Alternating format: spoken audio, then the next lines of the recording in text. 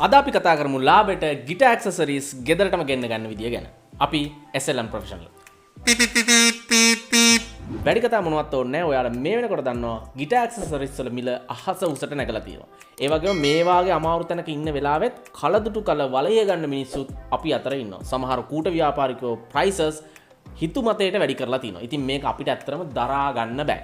සමහර අයට ගිටාර් එක ගහන එකත් එක්ක එපාවලා ගිටාර් එක පැත්තකට දාලා තියෙන අවස්ථාත් අපි දැකලා තියෙනවා. ඉතින් මේ ප්‍රශ්නෙට SLM ප්‍රොෆෙෂනල් අපි විසඳුමක් ඔයාලට අරන් එන්න තීරණය කළා. ඇත්තටම ගොඩක් අය මේක දැනටමත් දන්නවා. ඒ තමයි අපි කවුරුත් දන්න ඔන්ලයින් shopping websites වලින් අපිට ලංකාවට බඩු ගෙන්න ගන්න පුළුවන් ඉතාම අඩු මුදලකට ලංකාවේ වෙළඳපොලේ තියෙන මිලට වඩා. මේකට ඇත්තටම ගොඩක් වෙබ්සයිට්ස් තියෙනවා ලෝකේ භාවිතා කරන. ලංකාවේ ගොඩක් දෙනා දන්න වෙබ්සයිට් එක තමයි AliExpress. ඉතින් අපි අද ඒ ගැන කතා කරමු. ඉතින් ඔයාලට මේ වෙලාවේදී පේනවා මේ මේසුර තියෙන හැම එකක්ම අපි ගෙන්නුවේ AliExpress එකෙන්. මේ හැම එකම මිලදී ගන්න තියෙන links අපි පල්ලෙහා description එකේ දාලා තිනවා. ඔයාලට වීඩියෝ එක ඉවරලා ඒවා click කරලා ඒවා මිලදී ගන්න පුළුවන්. ඒ වගේම ඔයාලා affiliate links click කරලා බඩු මිලදී ගත්තොත් අපේ channel එකටත් ඒක ලොකු උදව්වක්. හොඳයි එහෙනම් අපි බලමු අද අපි ගාව මොනවද මේ තියෙන accessories කියලා. number 1 guitar picks. සමහර අය අපිට කියලා තිබ්බ පික් එකක් වෙනවා දැන් රුපියල් 100 පැනල. කියන්නේ ඇලිස් සාමාන්‍ය මේ සෙලියුලර් සාමාන්‍ය පික් එකක් cheap quality picks රුපියල් 100 පැනල 120 150 වාගේ තත්ත්වයක් වෙනවා. ඒගොල්ලෝ Totex pick එකක් රුපියල් 200 250ටත් අලෙවි කරලා තියෙන තැන් අපි දැකලා තියෙනවා. ලංකාව සාමාන්‍යයෙන් බහුතරයක් දෙනා මේ Dunlop picks කියලා කියන්නේ මේ Totex pick වලට. Dunlop කියන්නේ නැත්තම් කම්පැනි නමනේ. Totex කියන්නේ මැටීරියල් එක. අපි මේ සම්බන්ධ picks ගැන ලොකු වීඩියෝ එකක් කරලා තියෙනවා. පල්ලා description එකේ දාන්නම්. ඉතින් ඔයාලට මේ වගේ guitar picks pack ඉතාම අඩු මුදලට වලට මිලදී ගන්න පුළුවන් AliExpress එකෙන් මිලදී ගත්තොත්. link එක description එකේ. ඊළඟට guitar strings. හැබැයි පොඩි දෙයක් කියන්න ඕන මේ guitar strings මිලදී ගත්තී පොඩ්ඩක් reviews බලලා comments බලලා මිලදී ගන්න. මොකද සමහර තැන්වල අපි දැකලා තියෙනවා fake strings අලෙවි කරන තැන් AliExpress එකේ. ඒ නිසා පොඩ්ඩක් වගකීමක් තියෙන shop එකකින් ගන්න. මේවා Goffy වගේ brand එකකින් ගන්න නම් ඉතින් කොහෙත් එකයි. මේවා සාමාන්‍යයෙන් අපි හඳුන්වන්න කැමති unbranded වගකීමක් නැහැ.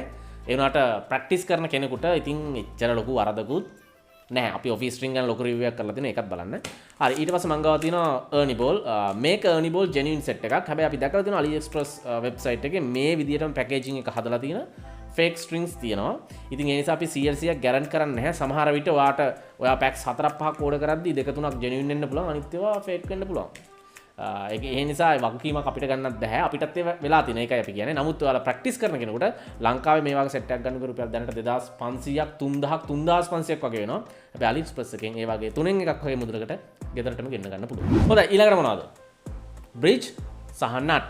අපි මේකත් ඇත්තටම මේක අපේ පරණ bridge එකයි nut එකයි. මොකද අපි AliExpress එකෙන් ගෙන්නපු synthetic bone nut එකයි bridge එකයි දෙකම අපේ F3 අලුත් F310 එකට මාරු කරා. ඒ නිසා මේ තියෙන අපේ පරණ F310 එකේ තිබුණ ඒවා ඔයාලට බැලුවොත් ලං වෙලා පේනවා හොඳට අර E first එකයි B second එකයි තිබ්බතන ගෙවිලා තියෙනවා. ඉතින් මෙහෙම වුණාම වෙන්නේ string එක බස් වෙනවා. ඒ නිසා අපි bridge එක මාරු කරා. ඒ ගාම අපි nut එකත් මාරු කරා. ඉතින් ඔයාලගේ ගිටාර් එකත් මේ වගේ පොඩි repair එකක් දෙන්න ඕන නම් හොඳම තැන තමයි AliExpress එකෙන් ගෙන්න ගන්න. ඉතාලම අඩු මුදලකට මේක ඔයාලට මිලදී ගන්න පුළුවන්. link එක description එකේ. හොඳයි අපි ඊළඟට බලමු මොනවද මේ සුළු තියෙන්නේ කියලා. වැදගත් උපකරණයක් තමයි Humidifire. අපි අනන්තවත් කියනවා ඔයා ගාව තියෙන acoustic ගිටාර එකක් නම් Humidifire එකක් use කරන්න අනිවාර්යෙන් කියලා. අපි මේක කොච්චර කිව්වත් කියන දේ කනකටවත් ගන්න නැති කට්ටිය ලංකාවේ අපේ channel එකත් බලනවා. ඒක තමයි අපිට තියෙන දුක.